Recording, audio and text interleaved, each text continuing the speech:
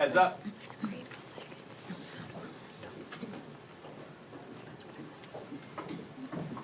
Morning, everyone. Morning. From the very beginning of this Congress, House Democrats have made clear that we are willing to find common ground with our Republican colleagues on any issue that would make a difference in the lives of the American people whenever and wherever possible. At the same time, we've also made clear that we will push back against Republican extremism whenever necessary. And right now, Republican extremism is rearing its ugly head. They are wasting time and taxpayer dollars in an illegitimate impeachment inquiry when we're about 48 hours away or so from an extreme MAGA Republican government shutdown. And this is what they're focused on? An illegitimate impeachment inquiry, as opposed to doing the business of the American people, which is quite simple. Live up to the agreement that you negotiated and that more than 300 members of the House of Representatives voted in the affirmative on, along with a strong bipartisan group of United States senators, then sending a bill to President Biden's desk. We have a bipartisan bill right now working its way through the United States Senate. It will pass in a strongly bipartisan way. Democrats and Republicans in the Senate doing the responsible thing to fund the government in a way that makes a difference for the American people. They will then send that bill to the House of Representatives, where the extreme MAGA Republicans face a clear choice. Put the bipartisan continuing resolution on the floor of the House for an up or down vote, and we can avoid the extreme MAGA Republican shutdown and end this nightmare being visited upon the American people by Marjorie Taylor Greene and others. Or fail to put the bipartisan continuing resolution sent over from the Senate on the floor of the House for an up or down vote, because your objective, apparently, as extreme MAGA Republicans, is to shut the government down. That's their objective. Unless they force the American people to absorb their draconian extreme right-wing ideology. This is a government shutdown that may occur being visited upon the American people because they want to cut Social Security, slash public school funding, and criminalize abortion care. That is what the theatrics of this week is all about. There's no reason for us to be considering bills that have no support in terms of passage in the United States Senate, because the Senate actually is working on bipartisan legislation. What the extreme MAGA Republicans are effectively saying to us, unless you cut Social Security, slash public school funding, criminalize abortion care, and do a whole host of other extreme right-wing things that they want to jam down the throats of the American people, we're shutting down the government. That is what this whole situation is all about. It's reckless, it's extreme, it's irresponsible. But it's their playbook. We've seen this horror show before. Saw it in the 1990s when the Republicans shut the government down because they wanted to slash Medicaid. We saw it in 2013 when the Republican extremists shut the government down because they wanted to repeal the Affordable Care Act. We saw it in 2019, beginning in December of 2018, when for 35 days Republicans shut the government down because they wanted the American taxpayer to waste billions of dollars on Trump's medieval border wall. We've seen this horror show before, and it's playing out again. An extreme MAGA Republican shutdown. And so we have a simple request of the Republicans in the House.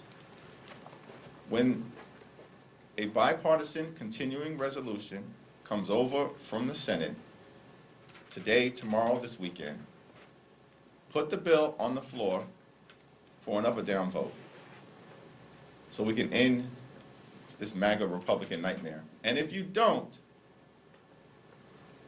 you own this government shutdown. Question? Do you believe Senator Menendez should resign?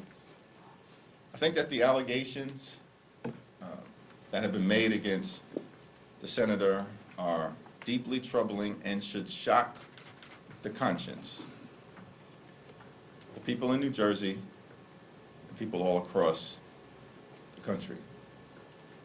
The senator is entitled to the presumption of innocence as well as his day in court. At the end of the day, his fate will be decided by a jury of his peers. Yet it's hard for me to see how the senator can effectively, at this moment, represent the people he's ably served for decades in New Jersey. So is that a yes? Just want to clarify. That's my answer. Do you think Democrats should use the discharge petition to move the Senate PR through the House? I think we need the so-called moderate Republicans to partner with us, break away from Marjorie Taylor Greene and the extremists in order to end the extreme MAGA Republican shutdown effort. All options are on the table, procedurally, in terms of avoiding a shutdown. House Democrats stand ready. We have a bipartisan bill that does three things that we have said are important for the American people. One, continue funding at the fiscal 2023 levels. Two, no extreme Republican right-wing policy amendments that want to criminalize abortion care, attack the LGBT community, blow up efforts to make sure that our military is diverse and ready, willing, and able to continue to do the job that they so wonderfully do. But instead, we have efforts like stripping away the Secretary of Defense's salary and dropping it down to $1, and they all support it.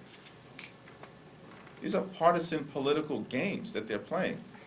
Continuing resolution in the Senate didn't have any of that nonsense. No partisan policy amendments that aren't designed to promote the health, safety, or well-being of the American people. They are designed to jam an extreme right-wing Republican ideology down the throats of the American people forcibly. No policy amendments that have nothing to do with funding the government. And three, make sure that we provide funding for the needs of the American people, particularly in the context of helping those everyday Americans who've been hit hard by hurricanes or wildfires and extreme weather events, and also making sure we lift up our national security in the context of continuing to support the valiant, brave, courageous Ukrainian war effort. That's what the bipartisan bill in the Senate does. And there's a simple way out of this extreme MAGA Republican shutdown. Put that bipartisan continuing resolution on the floor of the House as soon as it comes up for an up or down vote. And we can end this extreme MAGA Republican shutdown crisis, and all options should be on the table for us in terms of doing that, but we need the so-called moderates who've done nothing but continue to bend the knee to Trump and the extremists, this whole Congress, to break with their extremists, join us, and do the right thing for the American people. Thank you, Mr. Leader. First, I just want to congratulate you on receiving the CBC's Body Award at the Phoenix Awards last weekend. But back to the shutdown. can you just paint the picture of how serious the impacts will be for Black and brown and low-income communities if a shutdown were to occur? Well, a shutdown will be devastating for Black communities, Latino communities, Asian American communities, communities of color. But it will be devastating for all Americans. White, Black, Latino, Asian, Native American, whether you are in urban America, rural America, small town America, the heartland of America, suburban America, Appalachia. Shutdown will devastate parts of the economy, and that will have an adverse impact on everyday Americans, particularly those struggling right now, including in communities of color. It will impact the ability to provide for the type of basic services that are needed to uplift the health, the safety, and the economic well-being of the American people. It will impact the ability to travel.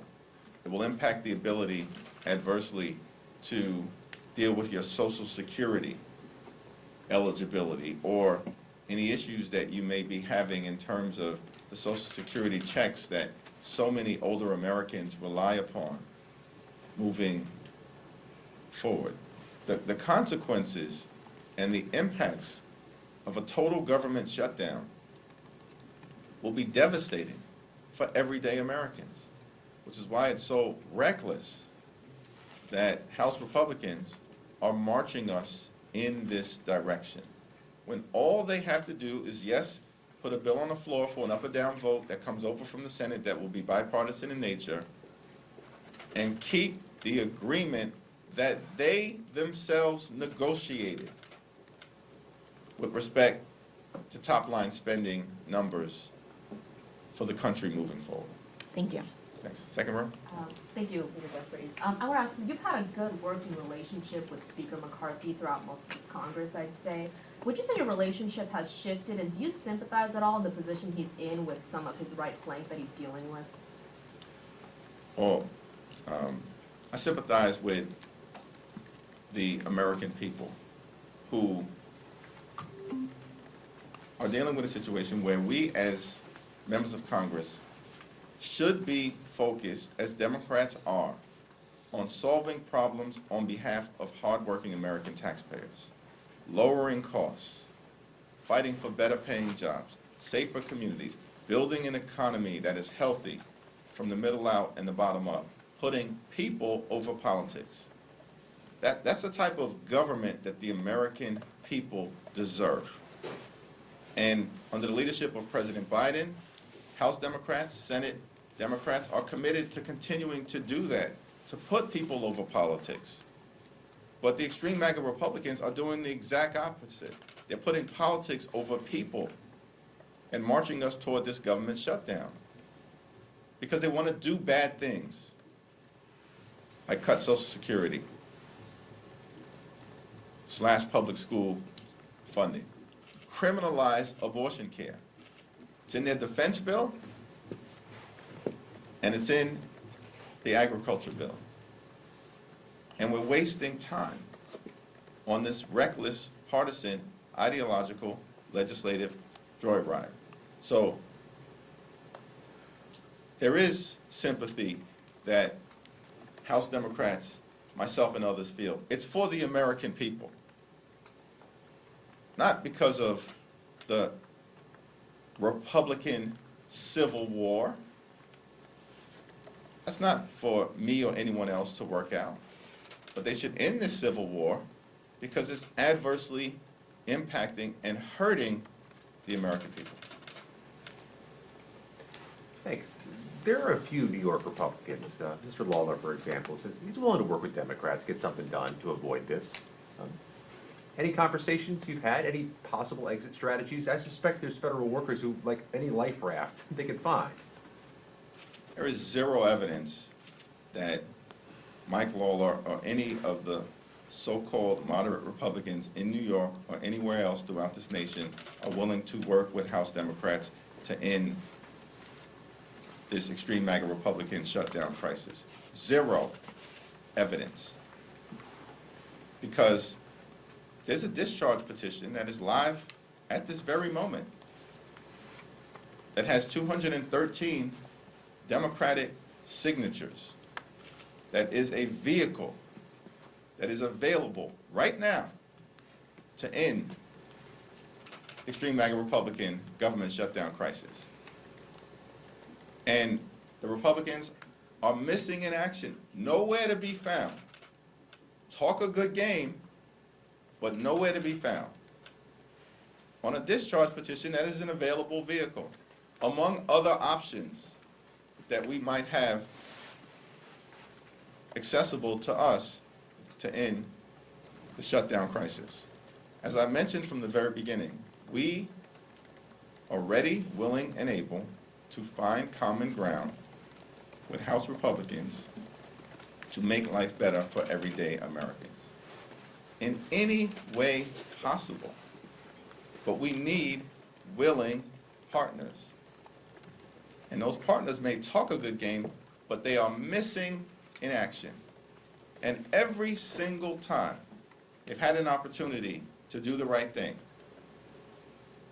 instead of standing up for the American people, they join Marjorie Taylor Greene and the right-wing extremists in voting against the interests of the American people. That same group talks a good game, voted with Marjorie Taylor Greene and the extreme MAGA Republicans to criminalize abortion care. The same group that talks a good game voted with Marjorie Taylor Greene and the extreme MAGA Republicans to put polluters over people.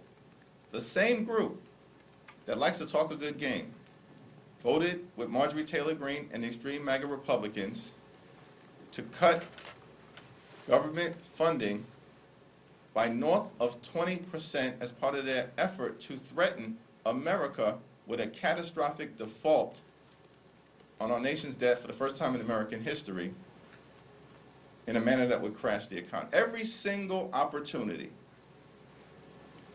these so-called moderate Republicans have had to partner with Democrats in a bipartisan way and do the right thing for everyday Americans, they join Marjorie Taylor Greene and the extremists. And yet we stand ready to partner with them this time around.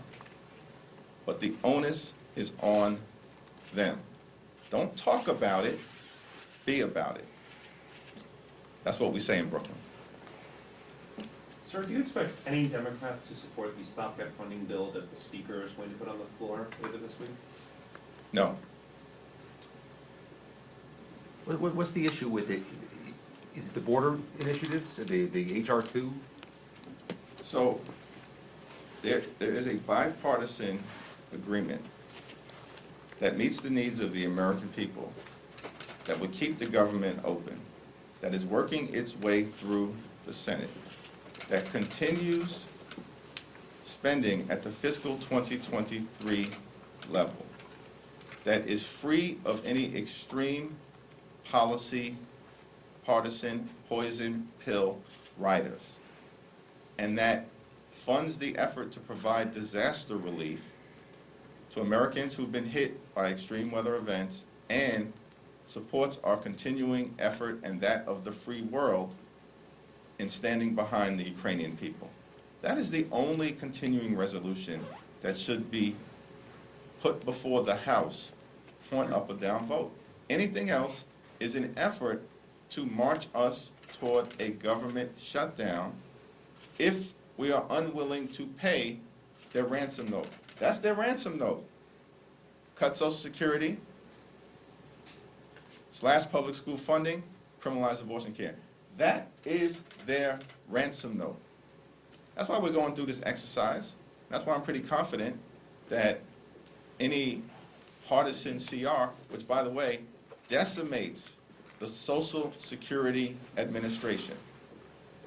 And why would they do that when they know that tens of millions of seniors rely on Social Security? It's because they want to cut Social Security. And in order to cut Social Security, what would you do? Blow up the Social Security Administration. That's what their partisan continuing resolution would do. And that's why I'm pretty confident that not a single Democrat would join their extreme MAGA Republican efforts to cut Social Security and adversely impact tens of millions of older Americans across the country. Speaker McCarthy said this morning that he's had conversations with Senate Democrats. He specifically mentioned Senator Sinema about some sort of border policy that could be included in a CR. Does that represent some level of progress to you on getting something bipartisan? No, Why is that? it simply doesn't. I mean, it's laughable at this moment, at the 11th hour. If Kevin McCarthy or the extreme MAGA Republicans want to land this plane, presumably the individuals that the extreme MAGA Republicans in the Congress should be talking to are Leader Chuck Schumer and Leader Mitch McConnell, who, by the way, are working together to advance a bill that would avoid a government shutdown. Now, if Kevin McCarthy or any of the extreme MAGA Republicans want to have policy conversations about dealing with the many issues that the American people are confronting, we've had a very good communicative relationship, and I expect that that will continue. Positive, forward-looking, open, and honest. And I expect that that will continue. But we've also made clear that we will continue to agree to disagree on a variety of issues. And on this particular issue, the only responsible thing to do is to put the bipartisan continuing resolution that comes out of the Senate on the House floor for an up or down vote and avoid the extreme MAGA Republican government shutdown. Third row? Second row. Okay, thank you. I'll make sure I get to you as well. A lot of what we've been talking about, if not a majority of it, has been funding the government for the short term to avert a shutdown. It looks like we're heading into a shutdown, in which conversations will start about funding the government, reopening it for the short term. A lot of this is just the short-term conversation, and as much as we're seeing House Republicans try and pass these full-year appropriation bills, they're going to be dead in the Senate. There's this bigger question about funding the government for the full year. What are those conversations among Democrats? Because, sure, if we fund the government for the short term, we could be in the same position in 1 month. And shutting down. So I guess my question to you is, what are leaders right now, if you are having conversations with Senate leaders and possibly McCarthy about the bigger picture here, trying to make sure the government is actually functional for a full year? Well, as House Democrats, we have full and complete and total confidence in the top Democrat on the House Appropriations Committee, Rosa DeLauro, who has led us up until this point in an extraordinary way, was involved in the conversations with her Senate counterparts with respect to the bipartisan continuing resolution that is pending floor action in the Senate right now, and will continue to take the lead moving forward, hopefully when we avoid this extreme MAGA Republican government shutdown, because the continuing resolution that is under discussion would extend the funding from October 1st through November 17th. It's about a 6-week period of time, and that will actually give the appropriators the ability to sit down and have thoughtful, comprehensive conversations about fully funding the government moving forward for fiscal year 2024.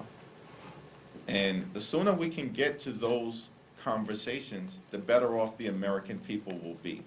And the only obstacle right now to the appropriators sitting down, House Democrats, House Republicans, Senate Democrats, Senate Republicans, and having a conversation about fully funding the government for the next fiscal year, the only obstacle is the extreme MAGA Republican effort to shut down the government.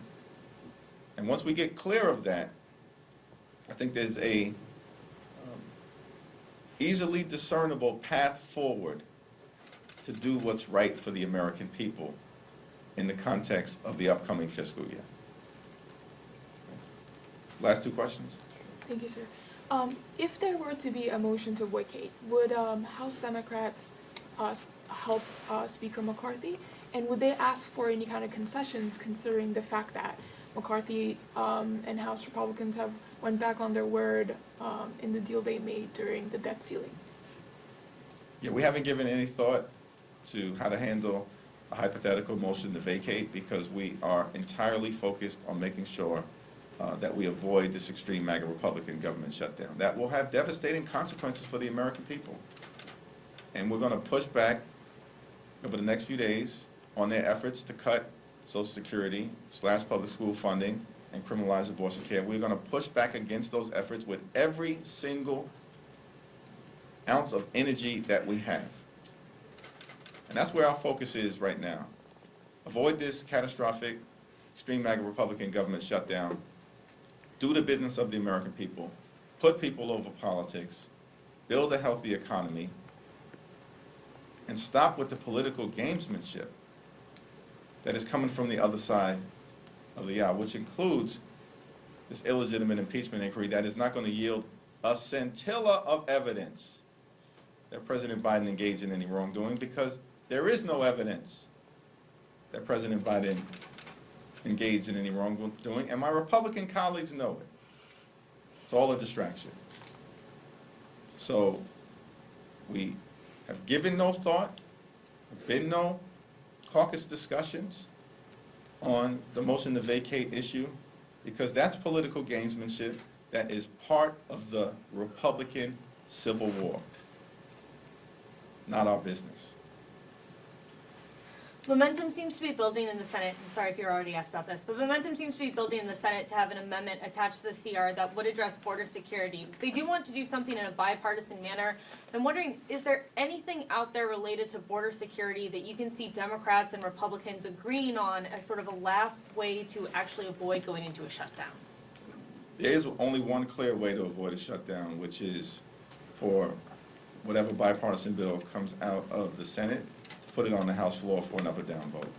Now, in the context of the discussions around border security funding, any starting point for those discussions, in my view, should relate to the supplemental funding requests made by President Biden and the Biden administration, and I assume that that is the starting point for any conversations that are underway right now. Thank you, everyone. Thank you.